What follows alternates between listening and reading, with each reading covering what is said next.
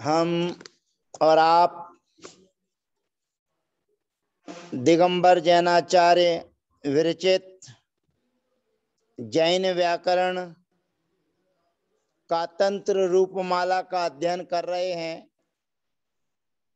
इस व्याकरण में उत्तरार्ध असार्वधातुक प्रकरण हमारा चल रहा है। उस असार्वधातुक प्रकरण में अद्यतनी का प्रयोग हमारे बीच में दर्शाया जा रहा है। हमारे बीच में धातु आई थी अध अधने। अध धातु भोजन करने अर्थ में है और वह धातु के लिए घसलरी आदेश किया गया था। घसलरी अर्थात अध के स्थान पर घसलरी आदेश किया और घसलरी आदेश किए जाने पर उसमें लिकार का अनुबंध हुआ और लिकार का अनुबंध होने पर हमारे बीच में आचार्य भगवंत ने सूत्र दिया पुषादि धृतादि लिकारानुबंधार्थी सर्ति शास्तिभ्यश्च परस्मै ही। इसमें बंधार्थी ये दीर्घ जो लगा हुआ है वो बंधरती चाहिए, हिरस्व चाहिए, ये दीर्घ आ गया है। तो पुषादि पुष आदि धातुएं हो, द्युतादि द्युत आदि धातुएं हो और लिकार अनुबंध वाली धातुएं हो और ऋरी श्री और सास, इन धातुओं के होने पर अण विकरण होता है। इस अद्यतनी में सिजद्यतन्याम सूत्र के माध्यम से सिच विकरण होता था, लेकिन इस सूत्र के माध्यम से सिच ना होकर अण विकरण होगा और अण विकरण में से केवल आकार शेष रहता है, नकार का अनुबंध हो जाता है। नकार के अनुबंध होने के कारण अगर गुण का कोई नियम धर्म प्राप्त होता है तो गुण नहीं होता है। ऐसे पूर्व में कहा था न नकारानुबंध चक्रीय तयो हो। उसी सूत्र के अंतर्गत यह प्रसंग हमारा चल रहा है। हमारे बीच में पुषादि धातुओं में पुष धातु थी, जिसका प्रयोग हमने करके अट धात्वादिर ह्यस्तने क्रियातिपत्तिषु सूत्र को लगाकर अपुसत प्रयोग सिद्ध किया था। उसी प्रकार से सुस धातु का असुसत, द्युत धातु का अद्युतत और उसके बाद में अब हमारे बीच में आई थी शुभ धातु, तो अशुभत और उसके बाद में रुच धातु आएगी तो अरुचत और स्वित धातु आएगी तो अस्वितत। ये प्रयोग हमारे सिद्ध होते हैं। इन्हीं के अंतर्गत अन्य धातुएं हमारे बीच में आ रही हैं। अब आप सु, श्री, श्रु, द्रु, दु, ऋच, गमलरी और सिपलरी। अब यहाँ पर गमलरी जो धातु है जिससे हम गच्छति बनाते हैं, गच्छति, गच्छता, गच्छन्ति, इन प्रयोगों की सिद्धि होती है।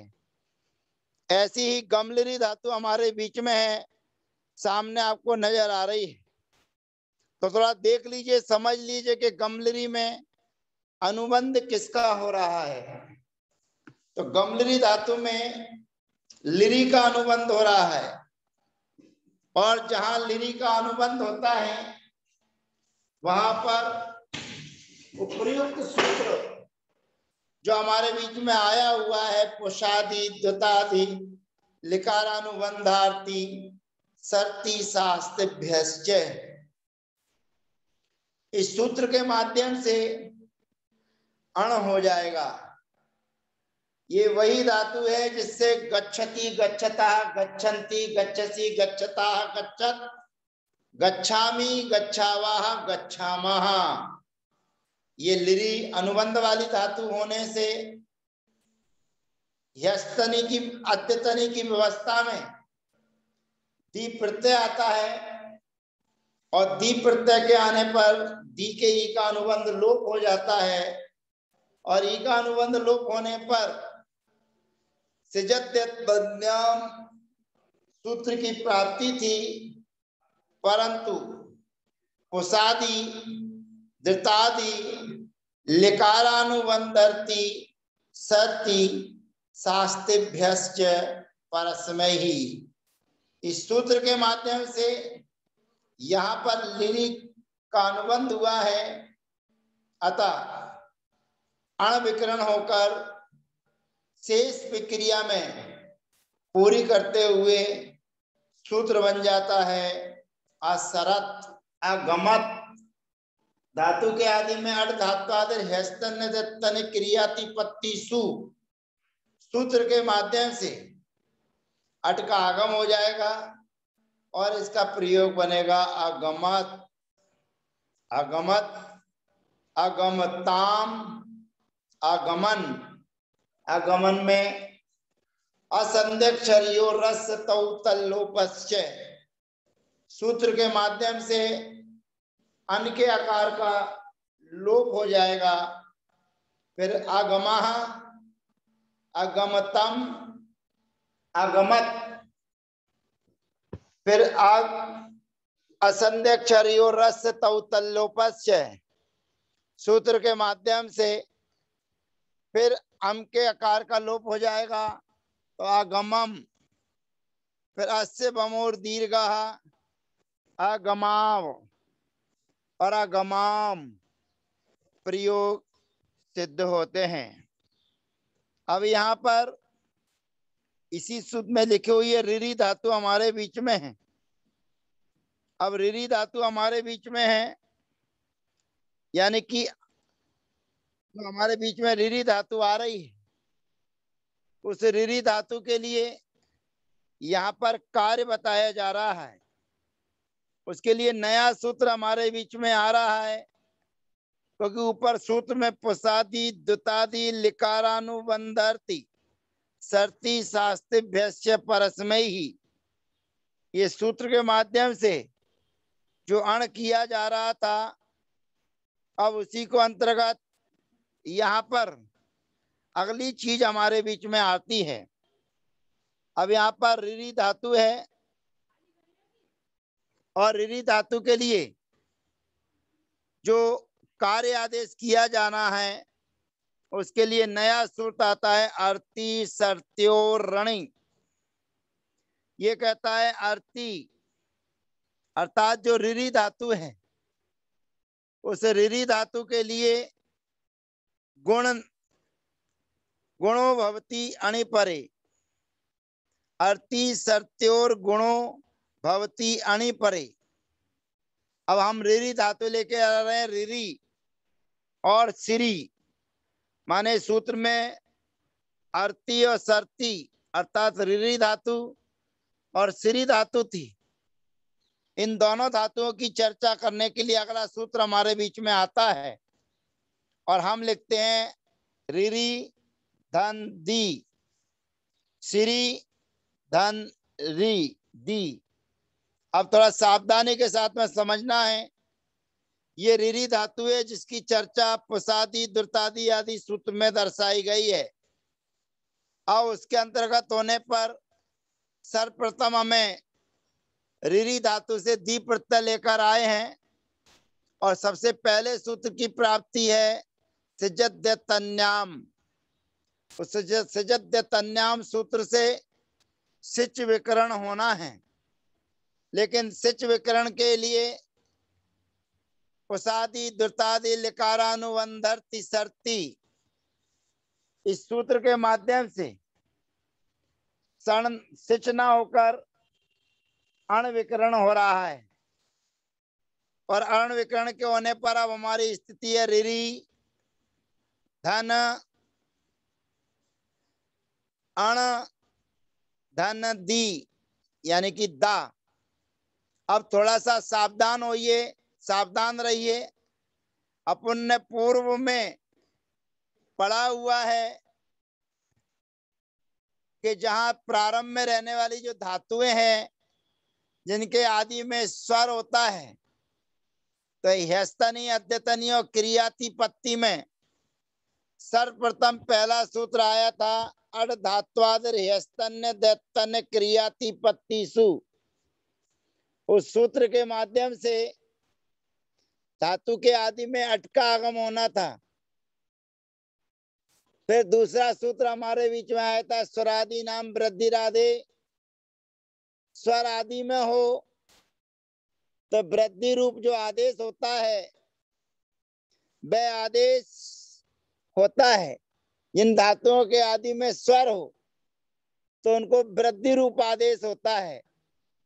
तो यहाँ पर जो ऋरी है उस ऋरी के माध्यम से आर वृद्धि की प्राप्ति है, परंतु अण विकरण जो किया है, जो अण विकरण कहता है न नकारानुबंध चक्रीय तयो, माने जहां पर णा का अनुबंध हुआ है उस णा के अनुबंध के होने पर गुण नहीं होता है। अब यहाँ पर थोड़ा सावधान हो जाइए। ऋरी धातु है, ऋरी धातु से अण विकरण किया है, अण प्रत्यय किया है, और इसके होने पर सर्वप्रथम अड धात्वादिर ह्यस्तन्य दत्तन्य क्रियातिपत्तिषु सूत्र से अट के आगम की प्राप्ति है। फिर स्वरादि नाम वृद्धि राधे से ऋरी को आर वृद्धि होना है, परंतु यहाँ पर और न नकारानुबंध चक्रीय तयो नाम्यंत्योर धातु विकरणयोर गुणा, उस सूत्र से गुण की प्राप्ति का न नकारानुबंध चक्रीय तयो सूत्र से निषेध हो जाता है। उस सूत्र से निषेध होने के कारण आचार्य भगवंत को गुण करना है, और गुण करने के लिए वो अगला सूत्र हमारे बीच में रखते हैं अर्थी सर्त्यो ऋणी। अर्थी सर्त्यो ऋणी अर्थात ऋरी धातु हो और श्री धातु हो, और ऋरी और श्री धातु के होने पर गुण होता है अण पड़े रहने पर। अब जो ऋरी है उसके लिए विशेष सूत्र आया, दोनों धातुओं के लिए विशेष सूत्र आया कि इसको गुण होता है। तो यहाँ पर ऋरी के स्थान पर अर गुण हो जाएगा। अब स्थिति है अर फिर आ और दा। अब यहाँ पर जब इस सूत्र से अर्थी सर्त्यो ऋणी सूत्र से अर गुण हो जाएगा, ऋरी के स्थान पर अर गुण हो जाएगा। तो अर गुण होने के बाद एक सूत्र अपन पढ़े थे अवर्णस्याकाराः, अर्थात अद्यतनी ह्यस्तनी और क्रियातिपत्ति में धातु के आदि में यदि व्यंजन होता है तो अट का आगम होता है। स्वरादि नाम वृद्धि राधे, यदि धातु के आदि में स्वर होता है तो उसको वृद्धि होती है, और यदि धातु के आदि में अवर्ण हो तो सूत्र लगता है अवर्णस्याकाराः, अर्थात उस अवर्ण के लिए दीर्घ आदेश हो जाता है। तो यहाँ पर जो अपन ने गुण करके अर किया है उस आ को आकार को आकार दीर्घ आदेश होकर, और जो दी है उस दी के स्थान पर पदांते धुटाम प्रथमा सूत्र लगाएंगे तो ता आदेश हो जाएगा और पहला प्रयोग सिद्ध हो जाएगा आरत। अब यहाँ पर आर बना लीजिए। कैसे बनाना एक बार पुनः चेक कर लीजिए। द्विवचन में रिरी धातु से ताम प्रत्यय लेकर आएंगे और रिरी धातु से ताम प्रत्यय के आने पर सिच की प्राप्ति थी, परंतु पुसादी द्रुतादि लिकारानुबंधार्थी सर्ती सूत्र से अणविकरण किया। अणविकरण करने के बाद में अट धात्वादि हेस्तन्य दत्तन्य क्रियाति पत्तिसु सूत्र से अटके आगम की प्राप्ति थी। फिर स्वरादि नाम वृद्धि राधे सूत्र से वृद्धि की प्राप्ति थी और नाम्य अंत्यो धातु विकरणयोर गुणः सूत्र से गुण की प्राप्ति थी। न नकारानुबंध चक्रीय तयो सूत्र से गुण का निषेध प्राप्त हुआ और गुण का निषेध प्राप्त होने पर अगला सूत्र हमारे बीच में आता है अर्थी सर्त्यो रणि। इस सूत्र से उस ऋणी के स्थान पर अर गुण आदेश हो जाएगा अण के होने पर। अब गुण हो गया तो अर धन आ धन ताम। अब ये स्थिति हमारे बीच में तो अगला सूत्र आता है अवर्णस्याकारा और अवर्णस्याकारा सूत्र से जो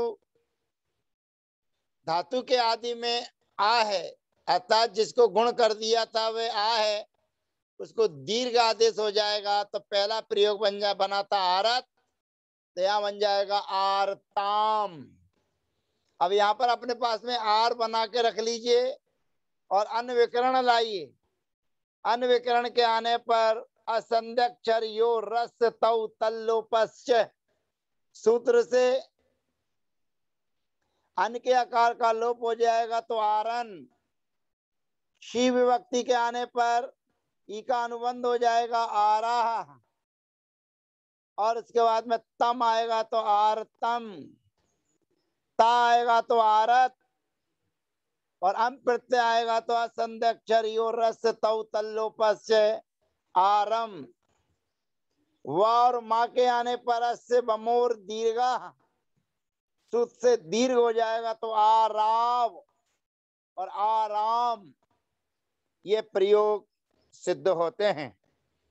इसी प्रकार से श्री धातु की चर्चा करेंगे पर श्री धातु में धातु के आदि में व्यंजन है तो धातु के आदि में व्यंजन होने से अड धात्वादर हेस्तन्य दत्तन्य क्रियाति पत्तिसु सूत्र से अट का आगम होगा और अट के आगम होने पर अट आ श्री और दी ये व्यवस्था हमारे बीच में है। यहाँ पर सिजत तन्याम सूत्र से सिच की प्राप्ति है। सिच की प्राप्ति होने पर पुसादि दृतादि लिकारानुबंधार्थी सूत्र हमारे बीच में आता है और सूत्र के माध्यम से यहाँ पर अण विकरण होता है और अण विकरण के होने पर यहाँ पर न नकारानुबंध चक्रीय तयो सूत्र से गुण की प्राप्ति का निषेध हो जाता है और गुण की प्राप्ति का निषेध होने पर अर्थी सर्त्यो रणि सूत्र से श्री की ऋणी रेख के लिए अर गुण हो जाता है और श्री की ऋणी को अर गुण होकर पहला प्रयोग बन जाता है असरत। असरत अब असर बना के बाद में प्रत्यय लेते आइए असरताम असरन असंध्यक्षर यो रस तौ तल्लोपश्च फिर शी विभक्ति आएगी तो असरह तम प्रत्यय आने पर असरतम फिर असरत फिर अम प्रत्यय के आने पर असंध्यक्षर यो रस तौ तल्लोपश्च असरम फिर अस्य अस्य बमोर दीर्घः, असराब और असराम ये प्रयोग सिद्ध होते हैं। अब अगले सत्र में सास धातु आएगी, सास, सासु अनुशिष्टौ। इस धातु की चर्चा हम अगले सत्र में आपके बीच में रखेंगे। तब तक के लिए वंदना, जय जनेन्द्र, सबका यथायोग अभिवादन।